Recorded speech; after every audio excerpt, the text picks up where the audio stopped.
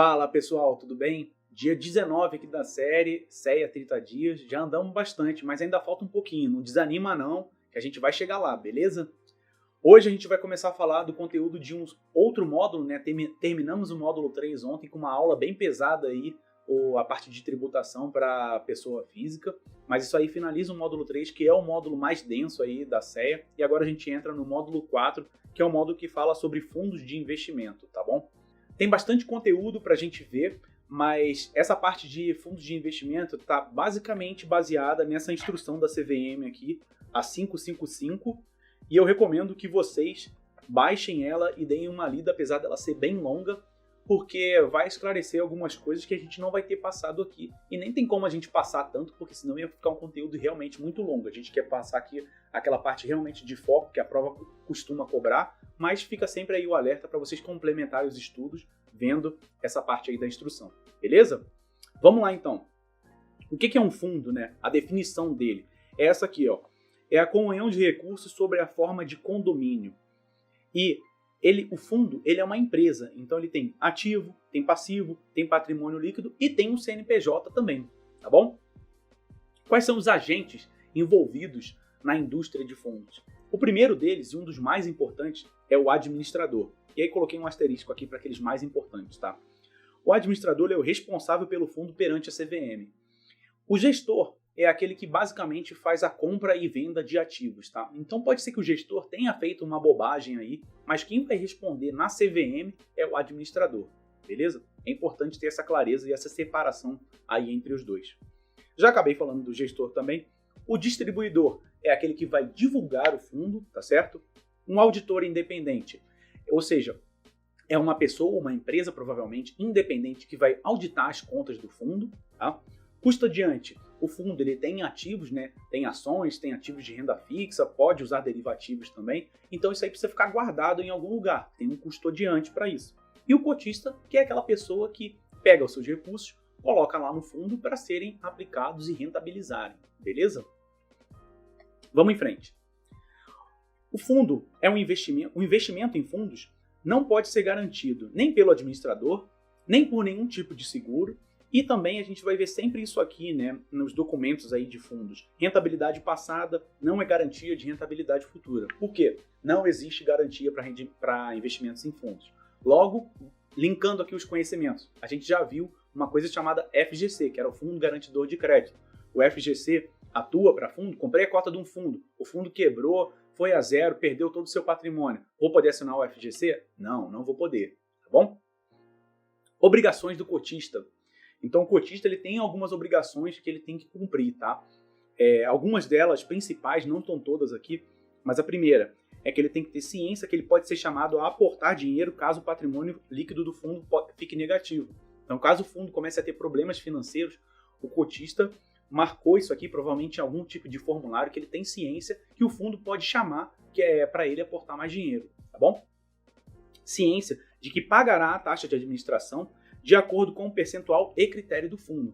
Então o fundo, para ele poder rodar, ele tem toda essa estrutura, né? O gestor, o custodiante, o auditor independente, isso aí tem que ser custeado de alguma forma.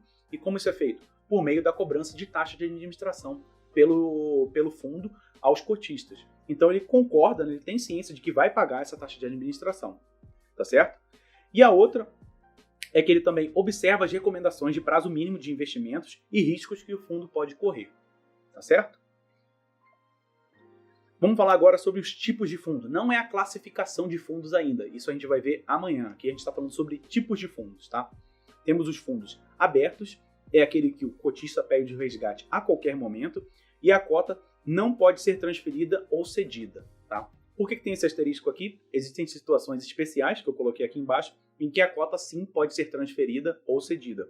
Como, por exemplo, uma decisão judicial, uma dissolução de união estável ou casamento, exercendo uma garantia. Lembra que eu falei lá no mercado futuro que cota de fundo serve como garantia? Então, se eu coloquei lá numa operação de mercado futuro, derivativos, eu coloquei uma cota de fundo como garantia e eu perdi naquela operação, a corretora vai ter que executar minha garantia, vai pegar a cota do fundo, vai vender, transformar ela em dinheiro, vai entrar na minha conta da corretora e esse dinheiro vai ser cobrado, né? Vai ser tirado e passado para aquela pessoa, provavelmente porque eu perdi na minha operação de mercado futuro vai ser passado para aquela outra parte que acabou ganhando, tá certo?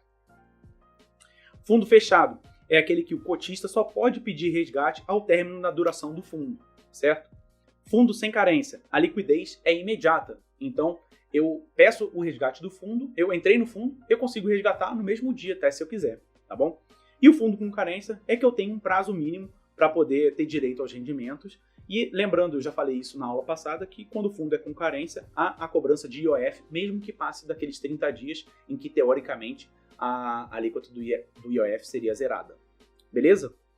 Uma outra consideração aqui. O administrador ele pode fechar o fundo para resgate, e se está fechado para resgate, também fica fechado para aplicação. Tá? O que ele tem que fazer nesse caso?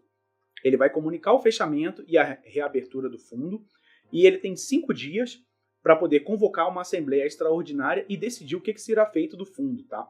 Divulgação da informação. Então, o fundo ele tem que divulgar para os seus cotistas, algumas informações obrigatórias, está escrito lá na ICVM 555. E essa forma de divulgação tem que atender a alguns critérios, como por exemplo, ela tem que ser abrangente, equitativa e simultânea. Não pode ter um cotista que receba antes de outros. Não pode ter um cotista que receba mais informação do que outros. E a divulgação também tem que ser abrangente, ou seja, não pode ser numa entrelinha escondida, lá num link escondido lá na página do fundo, não. Ela tem que realmente abranger todos os cotistas e tem que estar clara. Como está colocado aí, tem que ser clara, simples e jamais induzir o investidor ao erro. Então, a ideia aqui da instrução da CVM é realmente proteger o investidor, tá? O fundo ele tem que deixar o mais claro possível para o investidor o que está acontecendo dentro dele. Permitir discernir os fatores de risco dos investimentos. Então, mais uma vez, ela está querendo proteger o investidor e está querendo com que o fundo mostre claramente aonde que ele está se arriscando. E ela não pode garantir resultado, já tinha colocado isso, né? O fundo não pode garantir resultado nem isenção de risco, tá bom? Como que é feita essa divulgação de informação? Através de alguns documentos, como o regulamento, a lâmina de informações essenciais, a demonstração de desempenho e o formulário de informações complementares. Vamos ver um pouquinho do que é cada um deles. O regulamento. Lá nele tem que ter a qualificação do administrador, do gestor e do custodiante. Tem que dizer se o fundo é um fundo aberto ou um fundo fechado. O prazo, se ele for um fundo fechado, né? Ou mesmo se for um fundo aberto também, ele pode ter um prazo. A política de investimento, ou seja, no que aquele fundo vai investir. Ele não vai dizer a carteira diretamente. Se ele for um fundo de ações, ele não vai dizer, olha, compra Petrobras, Vale e Magazine Luiza. Não é isso. Mas ele vai falar, olha, é um fundo de ações e vai manter 80% do patrimônio do fundo investido em ações. Isso é uma política de investimentos, tá bom? Qual é a taxa de administração e outras taxas, como por exemplo taxa de performance, pode ser que tenha. E as condições para aplicação e resgate em feriados, tá certo? A lâmina do fundo, ela é um resumo do regulamento. Tá? Então o regulamento normalmente ele tem algumas páginas aí e a lâmina ela costuma ter uma página só. Então ela tem qual é o público-alvo, ela é bem mais direta, né? Qual é o público-alvo, o objetivo do fundo, a política de investimentos, as condições de investimento. Aqui, assim, a composição da carteira. Então, a lâmina, ela normalmente pode colocar a composição da carteira, mas isso vai se referir a algum tempo atrás, não é obrigado que seja a atual, tá certo? Qual é a classificação de risco do fundo, de 1 a 5. O histórico de rentabilidade.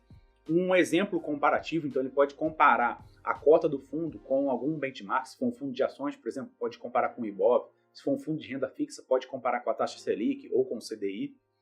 Uma simulação de despesas. Qual é o serviço de atendimento ao cotista? Como que o cotista entra em contato com o atendimento do fundo? E também a parte de supervisão e fiscalização da CVM. O formulário de informações complementares. Ele vai dizer qual é a periodicidade mínima para divulgar a composição da carteira. Então, aquilo que estava lá na lâmina, tá? Por que existe essa periodicidade mínima e por que o fundo não divulga a carteira dele hoje? Porque isso faz parte da estratégia do fundo, né? É meio que contar qual é o segredo do jogo ali. Então ele não vai fazer isso com a carteira atual, ele vai fazer com a anterior. Mas isso tem que estar estabelecido em algum lugar. De quanto em quanto tempo ele vai dizer qual era a carteira dele. Local, o meio e a forma de divulgação das informações. Exposição e ordem de relevância dos fatores de risco. Então ele vai dizer quais são os fatores de risco, quais são os mais importantes e a ordem de relevância deles. Política em relação ao direito de voto decorrente dos ativos do fundo. Então a gente viu lá que as ações ordinárias, por exemplo, elas dão direito a voto. Então, como é que o fundo que tem ações ordinárias, como é que ele vai exercer esse direito a voto? Isso vai estar escrito no formulário de informações complementares. A tributação do fundo e dos cotistas. Então, o fundo ele é um CNPJ, né? Ele é tributado. E os cotistas também são tributados. A gente viu isso na aula passada, do dia 18. E a política de administração de risco do fundo. Beleza, pessoal? Vimos aí, então, quais são os agentes, né, de um fundo de investimento, quais são esses documentos e o que eles têm que conter obrigatoriamente. Essas listas aqui, elas não são exaustivas, tá? Mais uma vez, recomendo que vocês baixem a ICVM 555 e pelo menos deem uma passada de olho lá para poder complementar essas informações aqui. Tranquilo? Vamos dar uma olhada nos exercícios então. Clodomiro recebeu R$30 mil de participação nos resultados de sua empresa em dezembro. Aplicou tudo em um fundo de ações. No último dia de maio, ele possuía R$36 mil. Então, ele aplicou esses 30 mil, né? Isso aí foi transformado em cota, foi feita a cotização.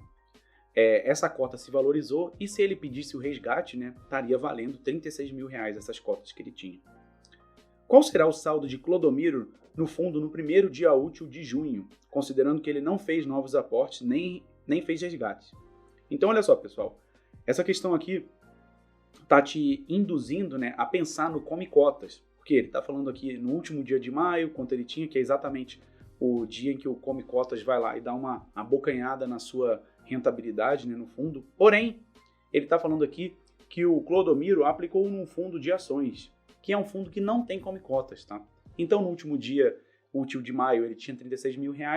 Quando amanhecer junho, o mercado não vai ter aberto ainda, ele vai ter R$36 mil também.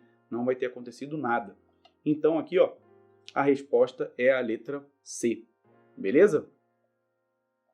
Acertamos aí a alternativa. Que bom que não caímos na pegadinha. E vamos ver a próxima. A cobrança de taxa de administração afeta o valor da cota do fundo diariamente, o valor da cota do fundo no último dia útil de cada mês, o número de cotas quando se trata de um fundo de ações, o número de cotas quando se trata de um fundo de renda fixa.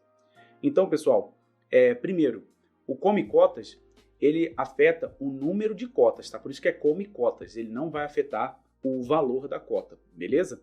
Mas a gente não está falando de come cotas aqui, a gente está falando da taxa de administração. A taxa de administração, essa sim afeta o valor da cota. E por mais que a taxa ela é explicitada muitas vezes em base ano ou até mensal, 1% ao ano, 0,1% ao mês, não importa, ela é provisionada diariamente, tá? Então, o valor da cota, ele faz essa transformação, né, da taxa equivalente, como a gente já sabe fazer, do mês para dia ou de ano para dia, e diariamente isso aí é descontado do valor da cota, tá bom? Então, a resposta é a letra A, valor da cota do fundo diariamente, tá bom? Acertamos aí, vamos para a próxima. Considere as atribuições abaixo, então são funções aqui. Contratar o gestor e outros prestadores de serviço do fundo, ok. Definir quais ativos comporão a carteira do fundo. Distribuir as cotas do fundo a investidores pessoa física. Prestar informações para o cotista e para a CVM. Controlar e contabilizar as posições do fundo. São atribuições do gestor. Então, ele quer saber dessas aqui, quais aquelas que o gestor faz. Bom, a número 1 não é, né? O gestor não contrata o gestor. Quem faz isso aqui é o administrador, tá bom? Mantendo ainda a linha de pensamento do administrador, olhamos aqui para a afirmativa número 4, prestar informações ao cotista e para a CVM. Isso aqui também é função do administrador, beleza? Distribuir as cotas do fundo a investidores pessoas físicas. Isso aqui é uma função do distribuidor. Definir quais ativos comporão a carteira. Aí sim, é uma atribuição do gestor. E a última, controlar e contabilizar as posições do fundo, também é uma atribuição do gestor. Então, ficamos aí que o gestor faz as funções, né, as atribuições das afirmativas 2 e 5, e isso me dá como resposta a letra C. Beleza?